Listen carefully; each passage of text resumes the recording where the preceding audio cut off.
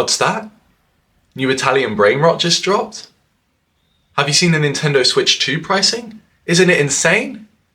Yeah, okay, thanks. If you are busy and respect your time, that is how you should respond to when someone is distracting you with the latest sensationalization. Sensationalization is what I call the buzz effect that you feel when someone tells you the latest news. It could lead to a good laugh between you and your friends, but ultimately, sometimes it is just distracting. Often I'm talking to my brother, and it's clear that because we have autism, we get easily distracted and things in the news will pop up, and we were the original people who looked at memes. We looked at memes years before everyone else did, before they caught on.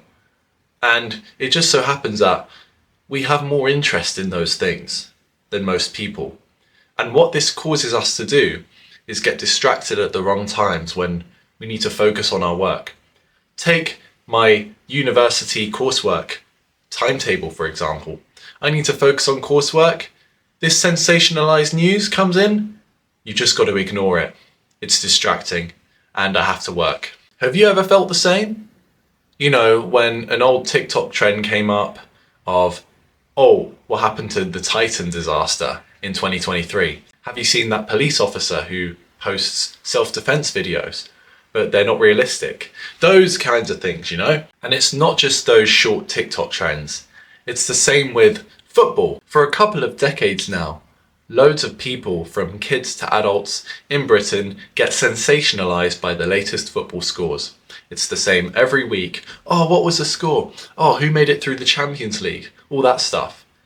It's talk of the town. It's news that people consume to get by in their ordinary lives. And that's good and all, but I feel like that there's this certain emptiness I can just detect from all this news. I'll give you an example. When the beef between Drake and Kendrick Lamar emerged about last year, I was just totally not interested. You see, because of my autistic interests, I don't follow the mainstream news because I know that it doesn't make you special in your interests. It just makes you like everyone else. And if autistic people are the opposite of anything, it is boring. We love niche subjects that interest us a lot. So a lot of us avoid the general news. And I think that there is a benefit that comes from this.